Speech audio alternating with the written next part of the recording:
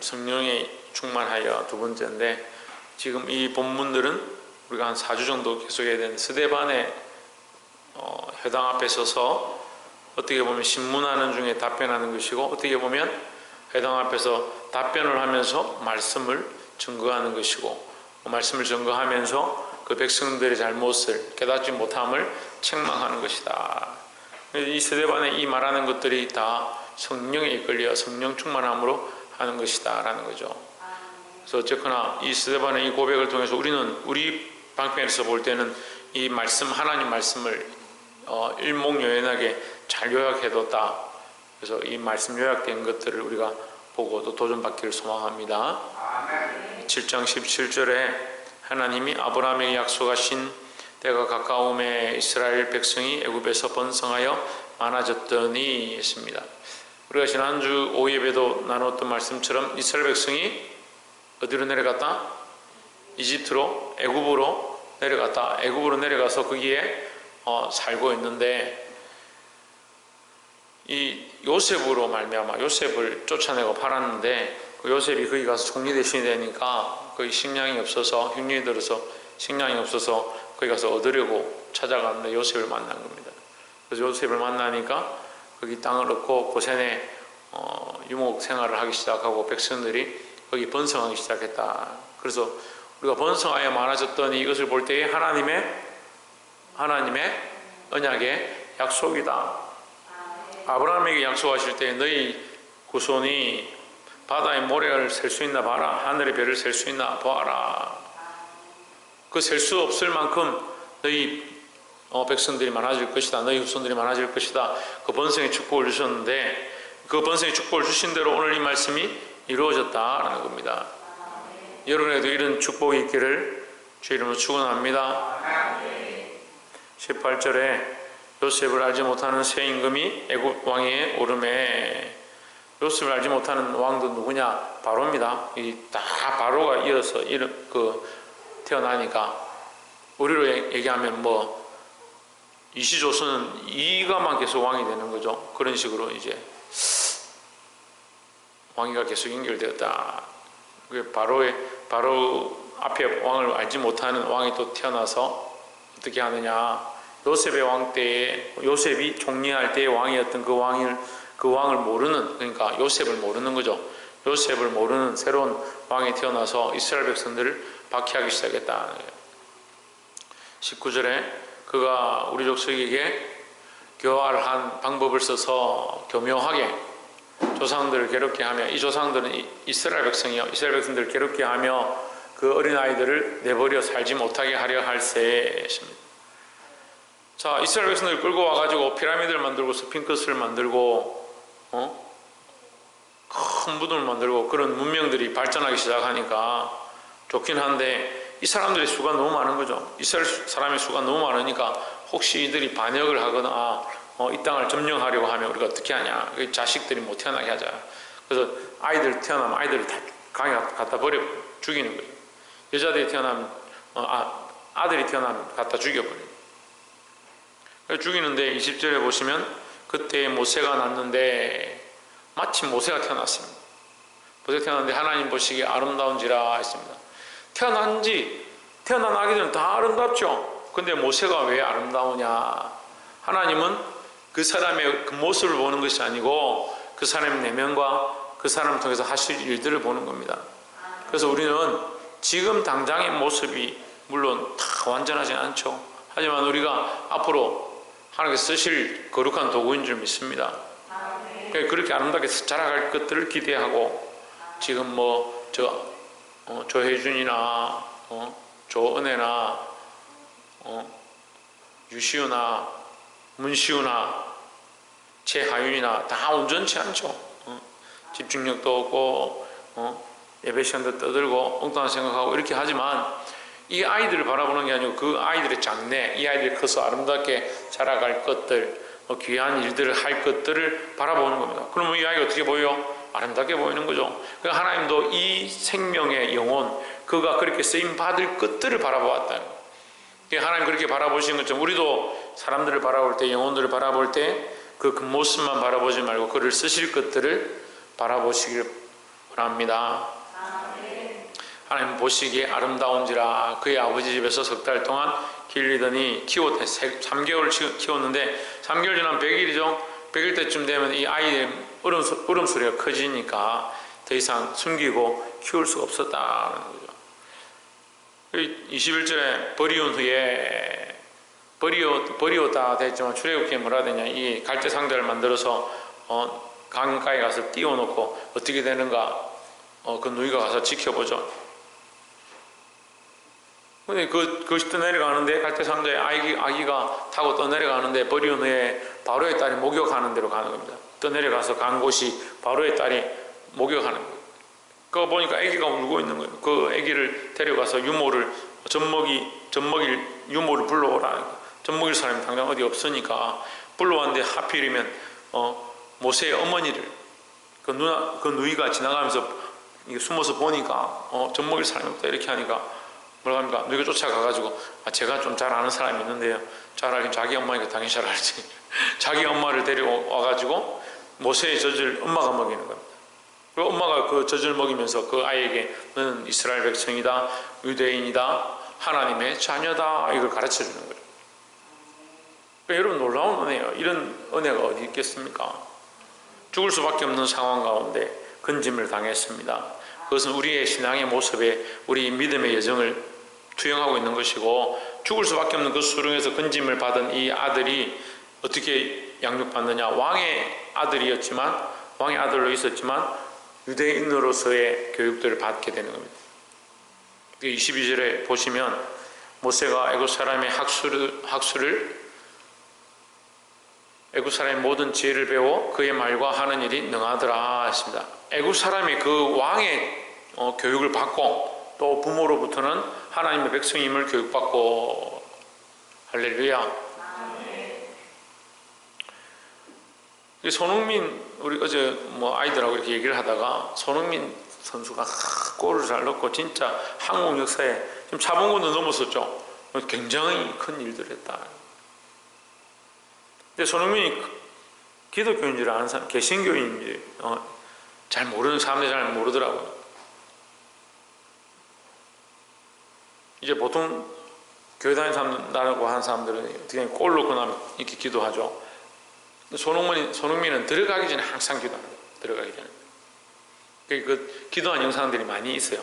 있는데 사람들이 이걸 잘 공유를 안 하죠. 그냥 골 들어가고 영상을 이게 잘 찍히는데 앞에 나가기 전에 선수 교체한다든지 이렇게 할 때 기도하는 장면은 잘 안 비춰지니까 잘 모르는 거죠. 믿음이 굉장히 신실한 거예요. 그 수만 명이 있는 그 스타디움에서 사람들 앞에서 자기가 기도하고 공을 차러 들어간다. 대단한 신앙이에요. 우리가 세상의 지혜를 배운다, 세상의 지혜와 지식을 배운다 할지라도 하나님의 백성임을 잊어버리면 안 된다라는 겁니다. 조효준, 우리는 누구의 백성이다? 그렇지, 하나님의 백성이다. 종일, 우리는 누구의 백성이다? 하나님의 백성이다. 유지, 우리는 누구의 백성이다? 하나님의 백성이다. 우리는 하나님의 백성이다, 이 사실을 잊지 마시기 바랍니다. 그래서 이 모세가 죽을 수밖에 없는 그 수렁에서 건짐을 당했는데 죽고 끝나는 게 아니고 그에게 왕가의 교육도 되어지고 하나님의 백성임에 대한 교육도 되어지고 부와 종기를 같이 얻었다는 거예요. 23절에 나이 40이 되매 그 형제 이스라엘 자손을 돌아볼 생각이 있더니 있습니다. 자, 모세가 40이 될 때까지 왕궁에 있습니다. 왕궁에서 그런 교육들을 받은 거죠. 그럼 왜 받았느냐? 하나님께서 그를 아름답게 여기시는 모습이 이제 쭉 나오기 시작하는 거예요. 그를 이렇게 쓰시려고, 그가 이렇게 될 줄을 하나님 아시고 이렇게 하는 거예요. 24절에 한 사람의 원통한 일 당함을 보고 보호하여 압제받는 자를 위하여 원수를 갚아 애굽 사람을 쳐 죽이니라 했습니다. 여기는 애굽 사람이 나오고 한 사람은 원통하다 이랬는데 한 사람은 이스라엘 백성인 거죠. 이스라엘 백성이 애굽 사람에게 억울한 일을 당해서 노예니까 이렇게 매를 맞고 고통을 당하니까 그걸 보고 분이 나가지고 이 애굽 사람을 돌로 쳐 죽인 거죠. 이스라엘 백성들 입장에서는 선한 일이지만 어쨌든 살인을 저질렀다. 왜? 그 분을 이기지 못해서. 그러니까 지금까지 지혜롭게 교육받은 것과 하나님의 백성다운 모습은 아니다라는 거죠. 25절에 저는 그 형제들이 하나님께서 자기 손을 통하여 구원해 주시는 것을 깨달으리라고 생각하였으나, 그래 모세는 뭘 했느냐? 형제들을 위해서 돌로 쳐 죽였으니까 자기가 이제 구원의 일을 하는 사람, 이제 이스라엘 백성을 인도할 자의 역할을 이렇게 하면 되겠구나, 자기 방식대로 생각을 한 거죠. 근데 하나님 그걸 원치도 않았고 이스라엘 백성도 그것을 알지 못했다. 그렇지만 그는 그렇게 할 것이라 자기 혼자 생각을 했다 이 말이에요. 26절에 이튿날 이스라엘 사람끼리 싸울 때에 모세가 와서 화해시키려 하여 이르되 너희는 형제인데 어찌 서로 해치느냐? 내가 너희를 구해줬는데 왜 너희들끼리 싸우냐 이 말이죠. 나는 너희 형제이기 때문에 내가 너희를 구해줬지 않느냐?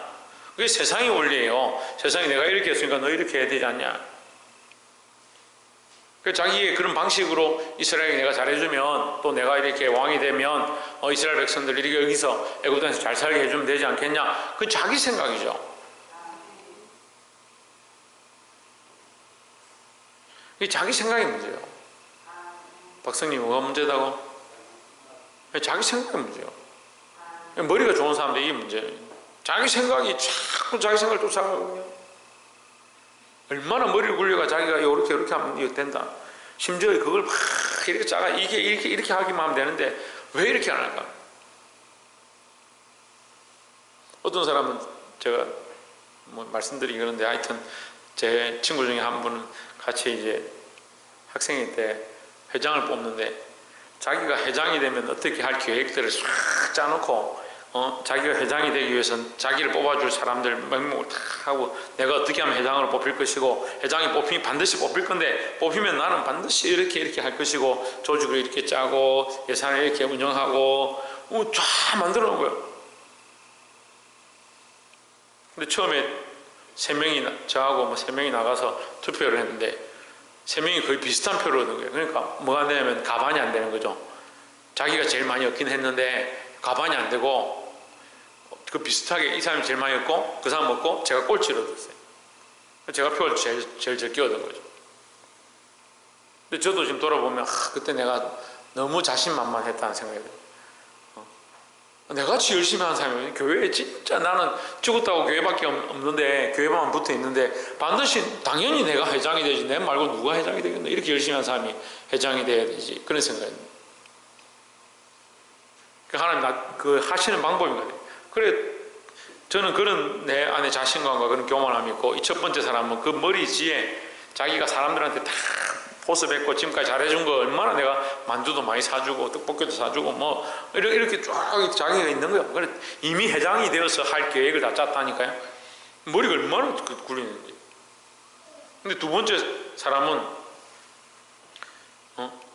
워낙 두리뭉실하게 착한 사람이 돼가지고 누구한테나 다 잘하는 사람. 그러니까 3명 다 나왔는데 3명 다 쟁쟁한 거죠. 표가 쟁쟁하게 몇 표 차이 안 나는 거예요. 근데 다시 그러면 마지막으로 한번 소견을 더 말해 보십시오 하니까 이제 이 첫 번째는 자기 더 계획을 더 휘황찬란하게 얘기를 하는 거 이렇게 할 거다. 두 번째 친구는 자기가 나왔는데 내가 생각해 보니까 자기는 돈 없는 사람이 되는 게 맞겠다 하면서 자기가 좀 물러나겠다고 이런 식으로 얘기를 하고 저는 나왔는데 저는 너무 자신감 있게 내가 이랬는데 제가 이제 저의 부족함을 알겠습니다 하고 제가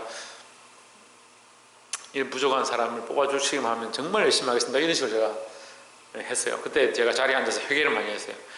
내가 내 생각이 너무 교만했구나. 내 생각대로 너무 하려고 했구나. 난 당연히 이렇다고 생각했는데 근데 어떻게 되냐? 어떻게 됐을 것 같아요? 제가 가만히 넘어 제가 표가 거의 저한테 다 와버린 거예요. 제가 회장이 됐어요.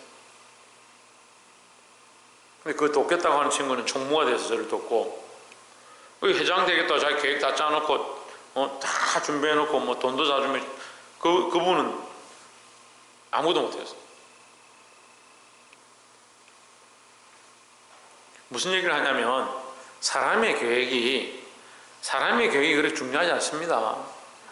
그러니까 우리는 어느 계획에 쓰임 받아야 되냐? 하나님의 계획에 쓰임 받고 하나님의 계획대로 인도함을 받고 하나님의 계획대로 살아가려고 힘써야 되는 거예요. 그래서 일이 생기고 문제가 생기면 하나님 뜻이 무엇일까? 하나님의 계획이 무엇일까? 내가 하나님 뜻대로 어떻게 하면 될까? 그걸 고민해야 되죠. 이 모세가 지금 뭘 말하고 있는 거냐면 모세가 참 인간적이다. 지 나름대로 머리를 쓰고 방법을 동원하고 해가지고 지는 잘한다고 생각해서 이렇게 하면 이스라엘 백성들이 자기들 따르고 저기 왕은 왕인데 이스라엘 백성의 피가 흐르는구나. 이스라엘을 위해서 제가 저렇게 하는구나. 사람까지 죽일 만큼 저렇게 하는구나. 그렇게 생각할 줄 알았는데 27절에 보십시오. 그 동물을 해치는 사람이 모세를 밀어뜨리면서 누가 너를 관리와 재판장을 우리 위에 세웠느냐. 28절에 네가 어제는 애굽 사람을 죽인 같이 또 나를 죽이려 하느냐. 네 어제 애굽 사람 쳐 죽이더만 오늘 이제 와가 우리도 죽이려고 하느냐. 이렇게 하는 거예요. 그래 따르지 않는다는 거예요. 그 인간적인 계획으로 안 된다. 29절에 모세가 이 말을 인하여 도망쳤다는 거예요. 도주하여 미디안 땅에서 나그네 되어 거기서 아들 둘을 낳으니라 했습니다. 바로의 궁을 떠나서 왕의 지위를 버리고 도망을 쳐버렸습니다. 살인자니까 도망을 쳤습니다. 미디안 땅은 이방 땅인데 이방 땅에 가서 십보로와 결혼해서 자식들을 낳고 살았습니다. 30절에 보면 모세가 이 말을 40년이 참회했습니다. 40에 이 사람을 쳐 죽였으니까 또 40년 지나서 몇 세요? 80인 거죠. 80 돼가지고 80대 하나님 부르시던 천사가 시내산 광약 가지나무 떨기 불꽃 가운데서 그에게 보이거늘.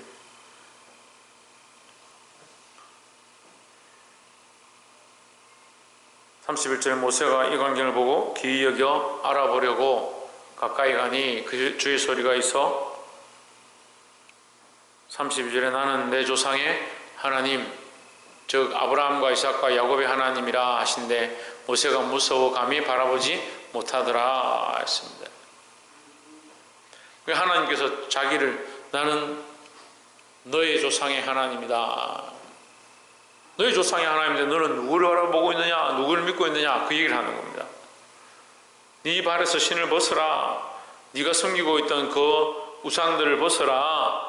네가 옳다라고 생각했던 그 지혜를 벗어라. 하나님께로 돌아와라 라는 거죠.